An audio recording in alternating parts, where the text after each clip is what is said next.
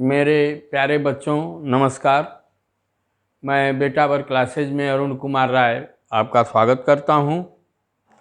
आज हम लोगों को आपकी पाठ्य पुस्तिका का अध्याय 13 चैप्टर 13 पढ़ना है, जो सममिति है। सममिति, उसको अंग्रेजी में सिमेट्री कहते हैं।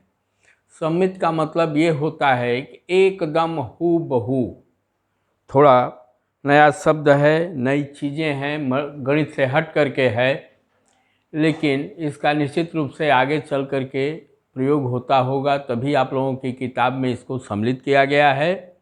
यह बहुत ही मज़ेदार चैप्टर है और इसको क्या कहते हैं? सममिति, या अंग्रेजी में सिमेट्री कहते हैं। अंग्रेजी में इसको सिमेट्री कहते हैं और हिंदी में इसको सममिति।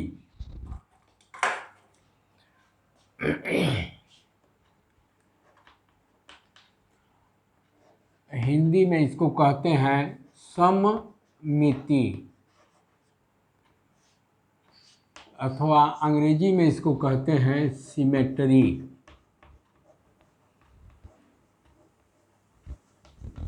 सिमेट्री। अब आप मोटे तौर पर यह समझें कि एकदम हूबहू जैसे भी हम लाएं, उसका पिक्चर लाएं, उसका रूप लाएं, उसको हम लोग क्या कहते हैं? एकदम एक जैसा। क्या कहते हैं उसको हम लोग? एकदम एक जैसा, हूबहू। जैसे आपकी किताब में दिया हुआ है ताजमहल। ताजमहल का हूबहू का मतलब क्या है कि जैसे यह मान लीजिए ताजमहल है, इसका ये सब समझ लीजिए हैं। यह मान लीजिए आपका ताजमहल हो गया, तो इसके बगल में मीनार यहाँ भी खड़ी है और ठीक उतनी ही दूरी पर यहाँ भी मीनार खड़ी है। और यदि इसको बीचों बीच हम लोग काटें ऐसे, तो जो रूप यहाँ दिखाई देता है वही रूप यहाँ दिखाई देता है।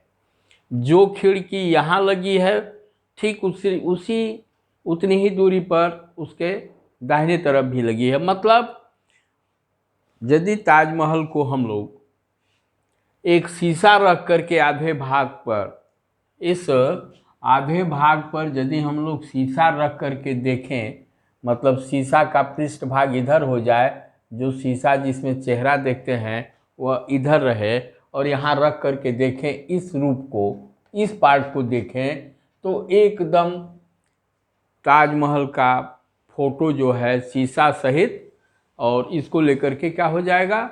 पूरा हो जाएगा। जैसे आपकी किताब में ही आगे उदाहरण दिया हुआ है, हम लोग उसको आगे पढ़ेंगे। क्यों पूरा हो जाएगा?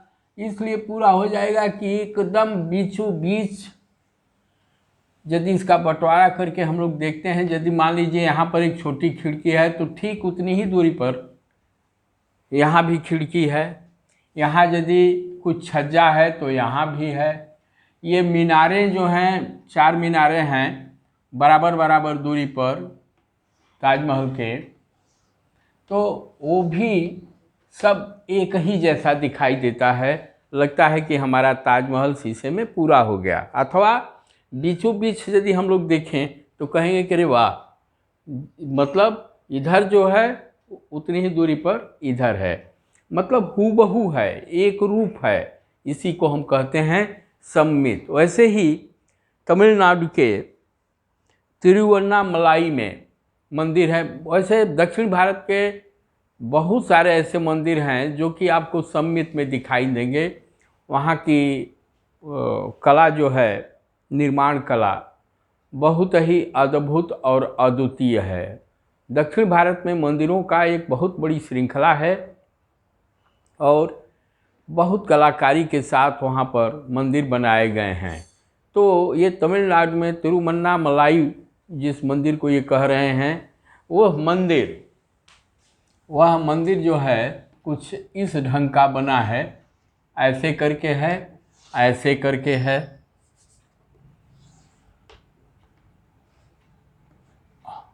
हैं, और इसको मान लीजिए ठीक बीचों बीच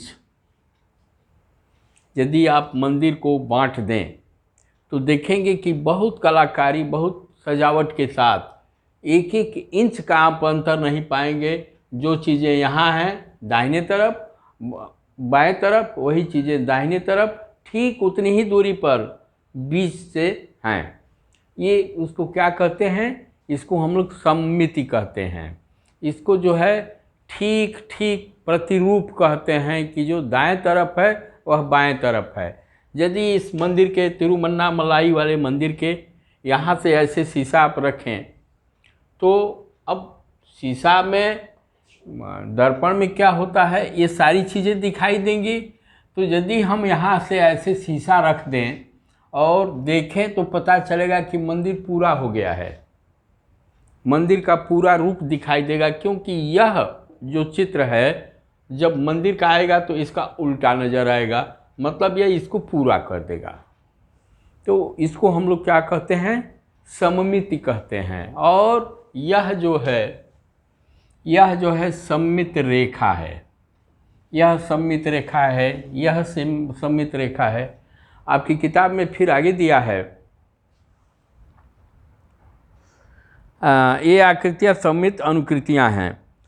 अपनी सममित बनावट के कारण इन पुरातत्वीय आकृतियों ने अद्भुत स्थापत्य बना रखा है। स्थापत्य कला इतना उन्नत है कि उसको देखने के बाद आप निहारते ही उसको रह जाएंगे, बहुत ही खूबसूरत है।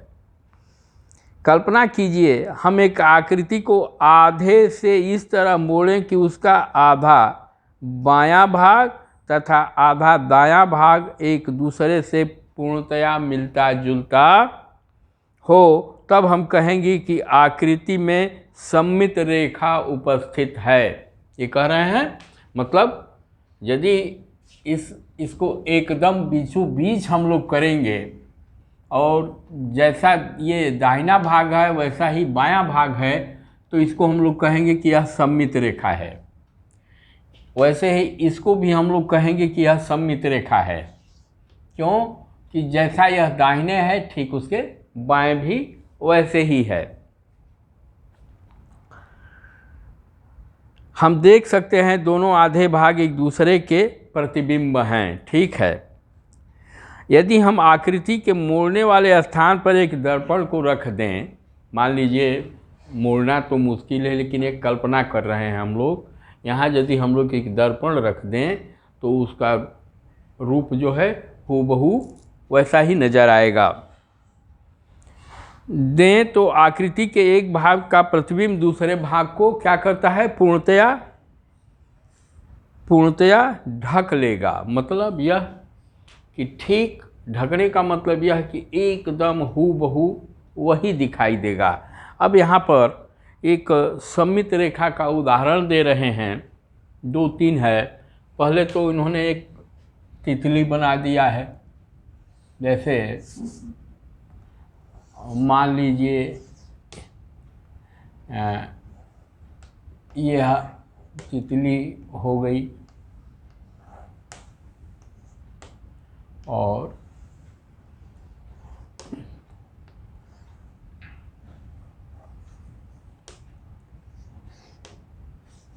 यह तितली हो गई हम लोगों की। तितली का सममित रेखा क्या हो जाएगा? तितली के लिए सममित रेखा यह हो जाएगी। क्यों? यदि उसका दाहिना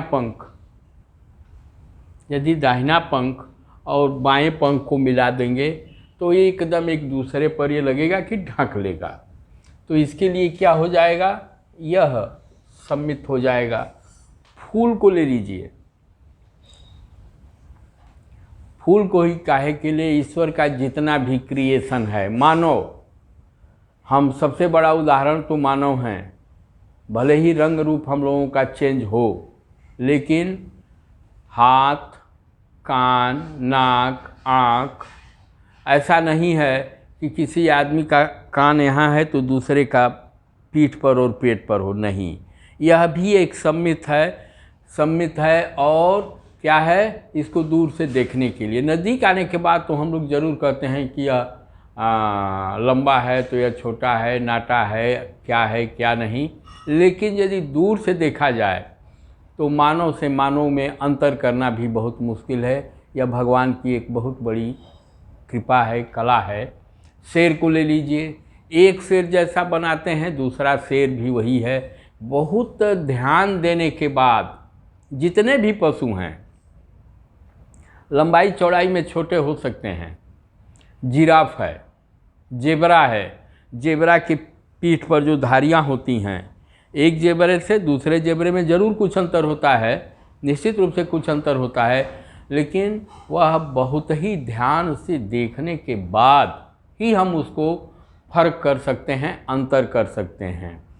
फूल ले लीजिए, एक फूल मान लीजिए वह गुलाब का फूल है, एक फूल से दूसरे फूल में हमको अंतर करना बहुत ही मुश्किल है।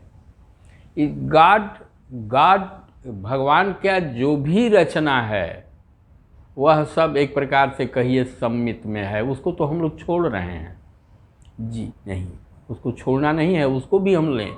आम की पत्ती ले लीजिए, किसी भी पौधे की पत्ती ले लीजिए, वह एकदम आकार प्रकार में एक जैसा है, वो सब क्या है, सम्मित में है। फिर यह एक मटका बना रहे हैं, ये हो गया तितली का हो गया, एक ये मटका बनाए हुए हैं, ठीक।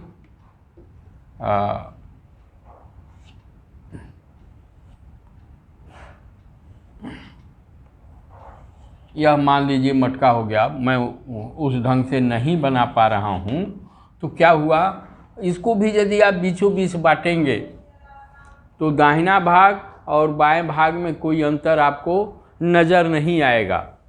वह लगेगा कि इधर जो है वही इधर है, चाहे यहाँ पर यदि शीशा रख करके देखें ठीक इसके बीचों बीच, तो यह मतलब मटके के पूरे रूप को यदि कल्पना किया जाए तो ये पूरा कर सकता है, अथवा लगेगा कि पूरा मटका है।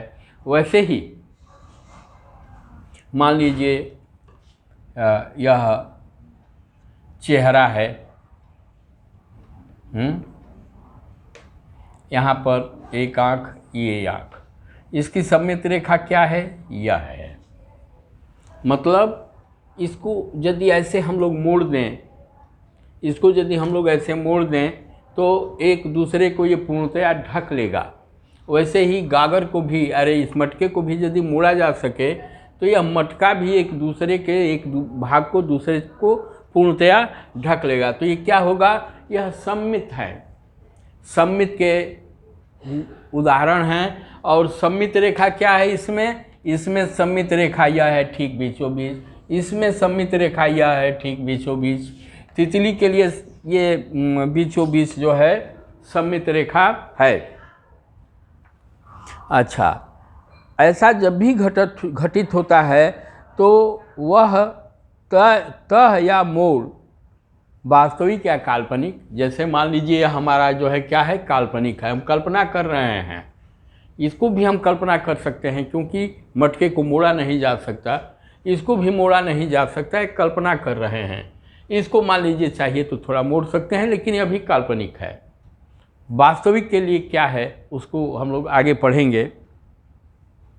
तो जो दर्पण रेखा है आकृति की सम्मित रेखा या सम्मित अक्ष कहलाती है, सम्मित रेखा या सम्मित अक्ष कहलाती है, वह जो दर्पण है, दर्पण वाला। फिर है, जब आप इन्हें बिंदुकित रेखा की तरफ से मोड़ते हैं तो आकृति का एक आधा भाग दूसरे भाग को पूर्णतया ढक लेता है। ठीक है, अब आगे चलते हैं, इस पर मैं बतला रहा हूँ। इस आकृति में आप बिंदु अंकित रेखा को नया नाम देंगे। आप आकृति में दर्पण को किस जगह पर रखेंगे जिससे कि प्रतिबिंब आकृति के दूसरे भाग को पूर्णतया ढक ले, वह सम्मित रेखा पर। अब एक चीज़ और है, जैसे इसका उदाहरण उन्होंने नहीं दिया, अथवा हो सकता है कि इसकी इसका वर्णन वो आगे करेंगे।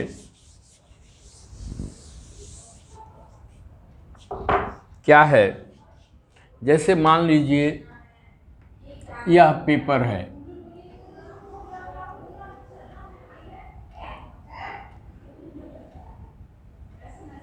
यह पेपर है, ठीक। अब इसकी सममित रेखा क्या होगी, ठीक इसकी ये आयत है, आयताकार पेपर जो है, पेपर क्या होता है, आयताकार होता है। इसकी सममित रेखा क्या होगी, ठीक बीचों बीच होगी। जब इस भाग को हम लोग ऐसे मोड़ देंगे तो बीचों बीच से, तो यह एक दूसरे को ढक लेगा।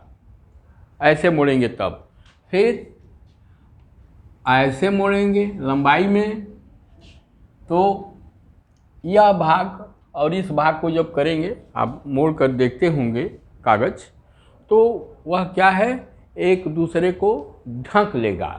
तो इसके लिए क्या होगा, यह सममित अक्ष है अथवा सममित रेखा है, इसके लिए यह सममित अक्ष अथवा सममित रेखा है। वैसे ही आप एक वर्ग को लीजिए, वर्ग में क्या होता है, चारों भुजाएं क्या होती हैं, बराबर होती हैं। इसमें क्या होगा, यदि हम लोग लेकर के वर्ग को, इसको ऐसे मोड़ेंगे, यूं मोड़ेंगे, यह भाग इसको ढक लेगा, चाहे इसको ऐसे मोड़ेंगे तो यह भाग इसको मोड़ लेगा, ढक लेगा।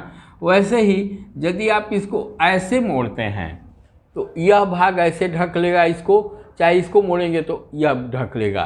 फिर यही नहीं है, चूँकि चारों भुजाएं बराबर होती हैं तो इसकी क्या कहते हैं, इसको विकर्ण कहते हैं। ये क्या कहते हैं, अब यदि विकर्ण से आप मोड़ते हैं, इसे मोड़ते हैं, तो क्या होगा, यह इसको ढक लेगा, एकदम ढक लेगा। फिर यदि आप इसको ऐसे करते हैं और इसको इस ढंग से मोड़ते हैं, यहाँ से ऐसे, चाहे इसको यहाँ से उठाकर ऐसे रखते हैं, तभी यह एक दूसरे को ढक लेंगे। इन परिस्थितियों में, इसमें देखिए सममित रेखा 1 और ये 2 है। इसमें सममित रेखा क्या है, 1 है, यह 2 है, यह 3 है और एक ये 4 है। वर्ग में सममित रेखा 4, आयत में सममित रेखा 2 होती है। एक इसमें इन्होंने चित्र बनाया है, चतुर्भुज ही है, मान लीजिए चौड़ा चीज़ है, वह ऐसे लेकर के गए हैं।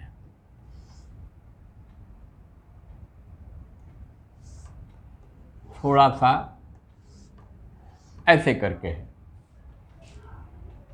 यह सममित में नहीं है। क्यों, यदि हम लोग इसको ऐसे मोड़ते हैं तो यह यहाँ तक आएगा, ये यहाँ तक आएगा, इतना कागज क्या होगा, बच जाएगा। यदि इसको हम लोग करते हैं तो ये यहाँ आ जाएगा, ये यहाँ आ जाएगा, यह पूरा ढक लेगा और ये जो है थोड़ा स्पेस इसके लिए बच जाएगा। अतः यह सममित में नहीं है। तो बच्चों, आज का अध्ययन में यहीं रोक रहा हूँ कक्षा को, अगली कक्षा में हम लोग पढ़ेंगे। यदि आप लोगों को यह अच्छा लगा हो तो इसे आप लोग लाइक करें, शेयर करें, सब्सक्राइब करें। धन्यवाद।